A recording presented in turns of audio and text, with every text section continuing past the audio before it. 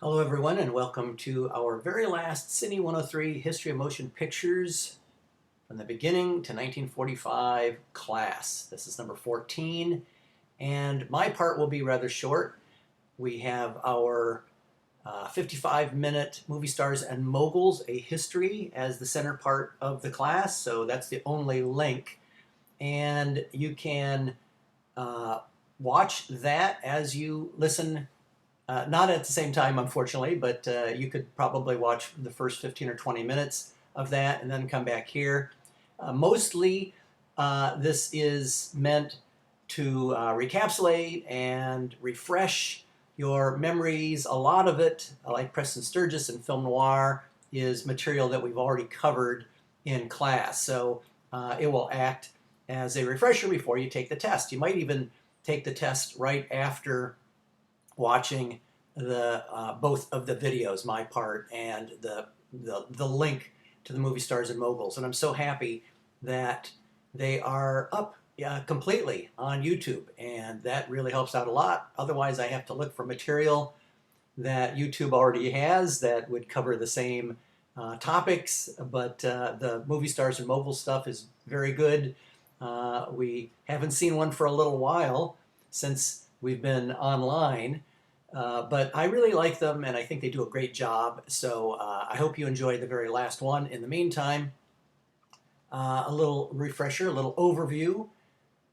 And so the Movie Stars and Moguls, Warriors and Peacemakers is the title, 1941 to 1950. And you might notice in the various Movie Stars and Moguls chapters, they're not exactly decade by decade, 20 to 30, 30 to 40, 40 to 50. They are off a little bit. One of them was off a little bit because sound came in 1927 and the Great Depression, 1929, so that adjusted for not an exact 10-year period. Here, World War II doesn't start until really the end of 1941. December 7th, or for us anyway, in the U.S., December 7th is when we were attacked, and we didn't really have too many people in combat until the following spring. Lots of people went to the recruiting stations and volunteered, of course. We've talked about that. We talked about some of the poor F people and so on that Preston Sturgis was making fun of. Eddie Bracken, people like that Preston Sturgis was kind of making fun of. But there were lots of people, lots of young men, and they went, and women too, went and volunteered to serve overseas. And then, of course, there's basic training, and there's 6 weeks or more of that, and getting all the supplies. The government had to mobilize and also militarize. And so a lot of our factories, Ford and GM and the automobile factories, they had to reconvert so that they could make tanks and Jeeps especially, and the airplane manufacturers had to make the bombers and things like that, and the fighter planes and so on. Jets are in the future. We don't have jet aircraft in World War II. There's still propeller-driven aircraft in World War II. But the industry and Churchill called America the arsenal of democracy, and so our vast resources really kicked into action. Battleships, right? You don't make a battleship quite that fast, but we were cranking out battleships, airplanes, thousands of airplanes every month. It was really an amazing thing, but it did take us a few months, really, probably till about summer or so of 42 before we were really armed up and ready to roll. And also making weapons, guns, all that kind of stuff. So we're attacked December 7th, and we burst into action, lots of volunteers ready to be trained, and off we went. Most of the movie studio moguls, this is kind of sad, really. We've talked about this before. Most of them were immigrants from Poland and from Russia and from places like that, and many of them were Jewish. And yet, when Hitler and the Nazis came to power, in Germany in the early 1930s, they had German censors that wanted to look at American films before they were shown in Germany to make sure they passed muster. A lot of cases, they were looking for Jewish names in the credits, whether it was a writer or an actor or whatever, and they wanted the American film studios to take their names off the credits and things. And of course, if there's a movie that had anything to say about Germany, then it would get banned, and so on.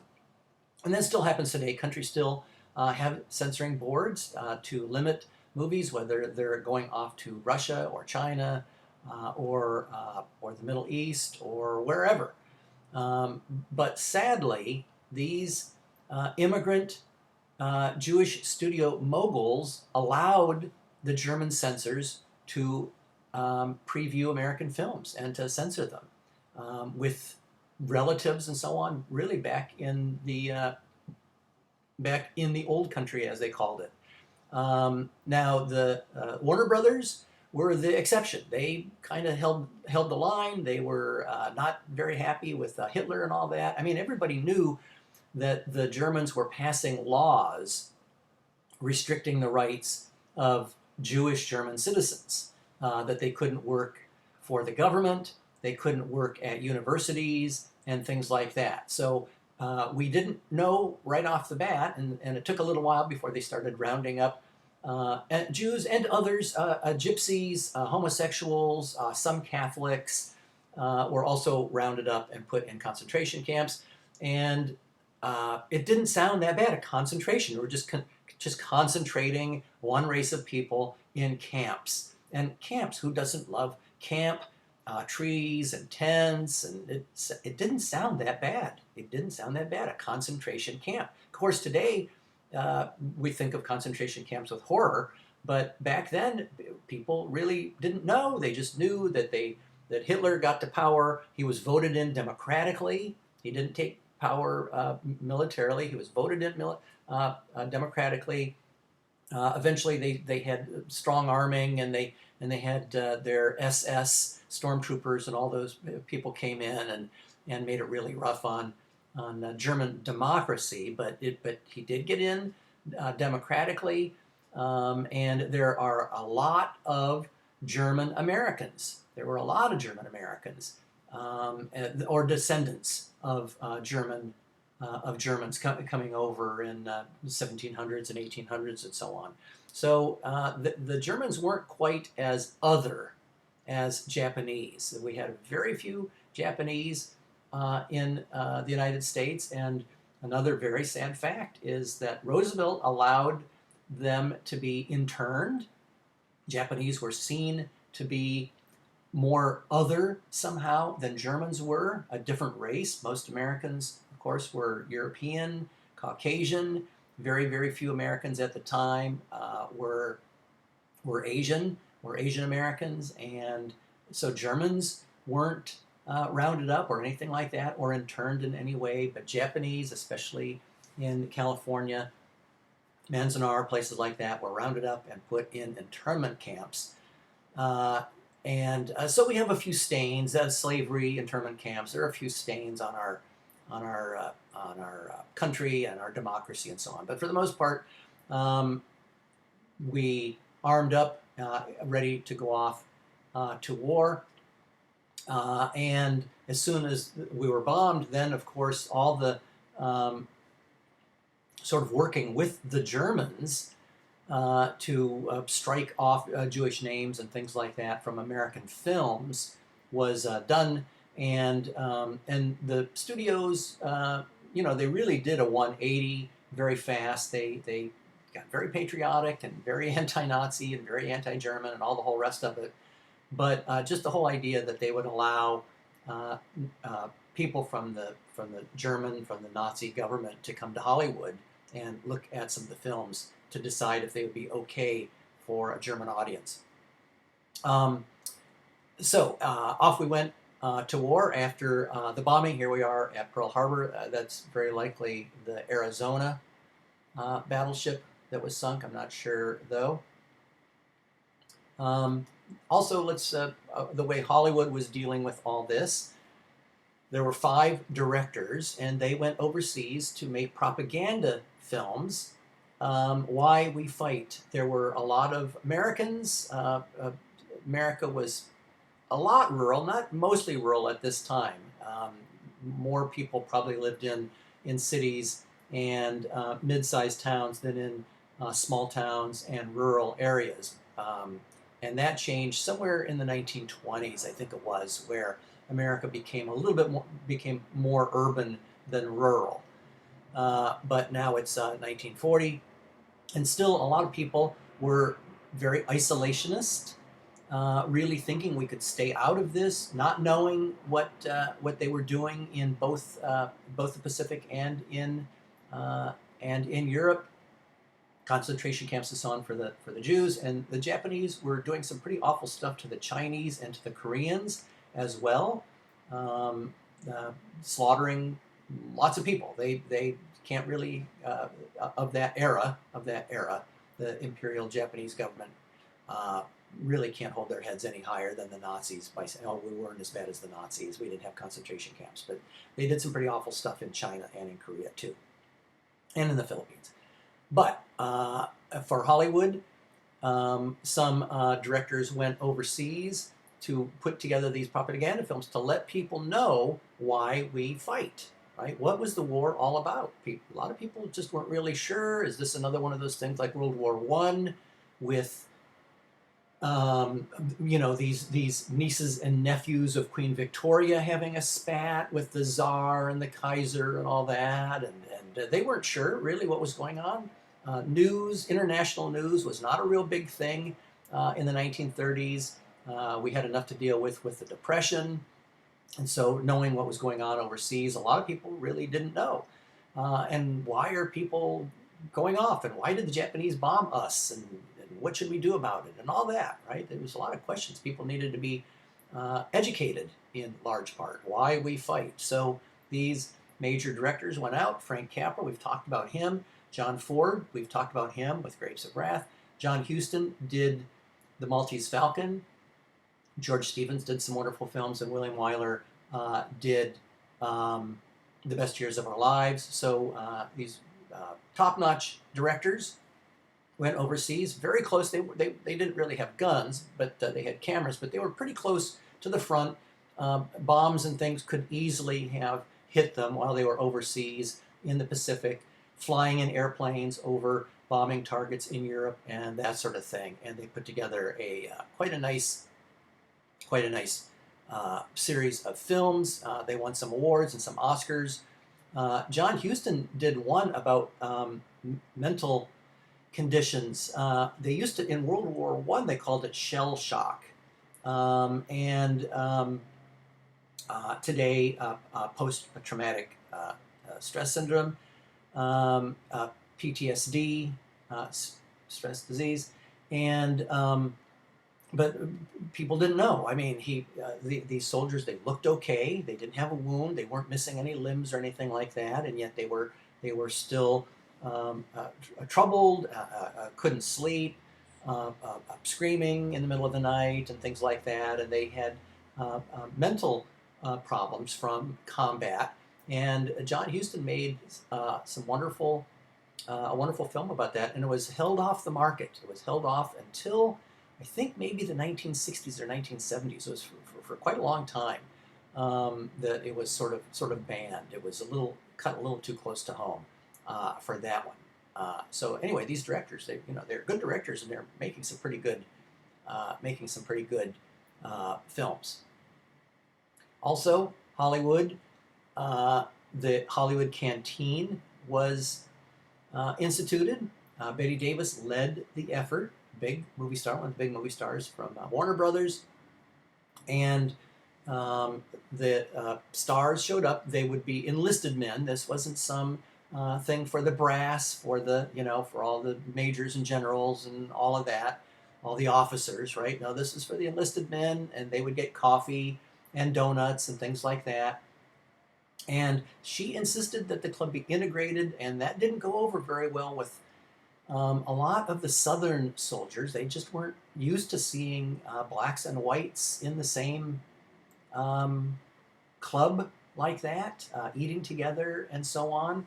The movie stars, they got a lot of the young starlets would be there to dance with the men, and there was lots of chaperoning and that sort of thing. They were forbidden to date or anything like that, and of course there was no alcohol. You can see with a whole bunch of young men ready to go off and fight. There'd probably be Army versus Navy versus Air Force, Marines or whatever type fights and things like that when people are really ready to go. So they kept a tight lid on all of that. But the idea that she really had to insist, and a lot of the studio moguls thought, oh, what's the big deal? And come on, just let them have a separate night, or let them have a separate room, or something like that. And she dug her feet in, and good for her. And it was integrated. And if you didn't like it, then you didn't have to go in. Was her attitude. Here's a exterior outside picture. Hollywood Canteen on Hollywood Boulevard. I don't know exactly where it is, but it's right there on Hollywood Boulevard. All the men ready to go inside and see the movie stars, and maybe dance with some of the young non-stars, some of the starlets and things like that, and have some coffee and donuts and everything. So the studios kind of rotated through different nights. Warner Brothers might have Thursday night, and MGM might have Friday night, and Paramount, and so on. So they kind of bunched up their stars. And a lot of the stars went out to sell war bonds and things like that. And a number of stars enlisted. They didn't want to be, Showtime. They didn't want to be Showtime officers, doing morale and singing for the soldiers and telling jokes and all that. They wanted to go and see action, and there were a number. Jimmy Stewart was a pilot, and Clark Gable got into combat, and Tyrone Power, and a number of stars actually went out and saw combat and risked their lives for their countries. They put their careers on hold. The whole country, sports, the top, especially the top sport at the time, baseball. The top baseball players, they put their careers on hold. Some records for hits and home runs and all that kind of stuff. Some people say Ted Williams might have broken some records, but he was in the military for 2 or 3 years, and if you take 2 or 3 years off his home run total, that he would have broken some records and things like that. So there were a lot of people, not everybody, but a lot of people took it quite seriously, and joined up and didn't want to be treated any differently. Of course, it's going to be kind of tough.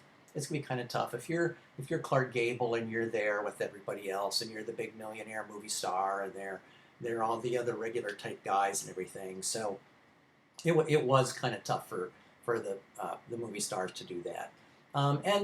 Some people said, imagine if so-and-so, if Clark Gable was captured as a prisoner of war, or imagine if one of Roosevelt's sons was captured as a POW. And in Britain, right? Imagine if one of the young heirs to the British throne would be captured, and imagine the propaganda that they could have had with sort of famous prisoners. So it was a tough thing. They let some of them off and go and flying airplanes and things like that. But the military had to be kind of careful about that kind of stuff as well.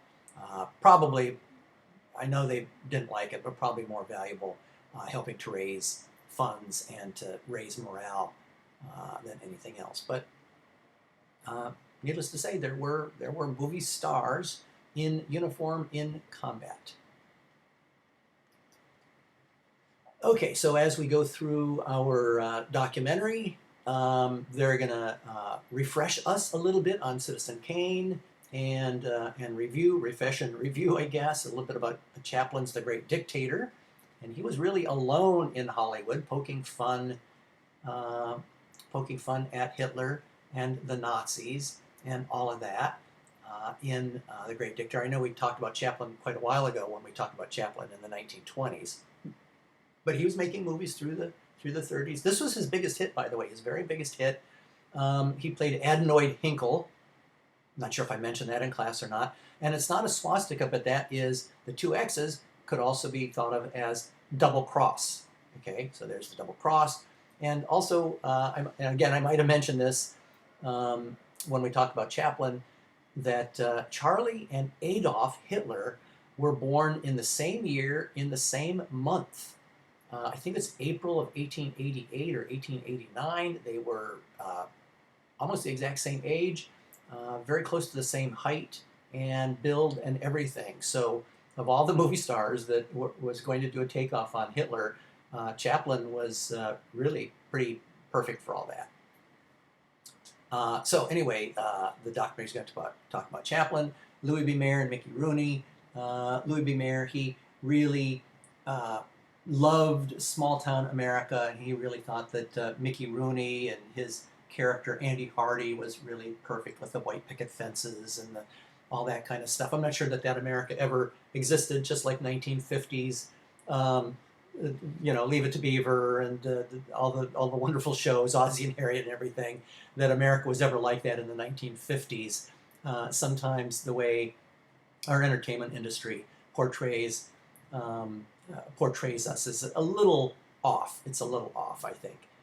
But anyway, and also a quick review of Cary Grant, our ideal leading man, and he was in Bringing Up Baby, and Preston Sturges, and a quick overview of screwball comedy. So we just talked about Preston Sturges in our last class. That's all review. 1946 is Hollywood's all-time box office peak. Now, don't confuse that with 1939, the creative peak, or the golden year, or however they want to call it. But 1939 is often highlighted as the amazing year, the creative year.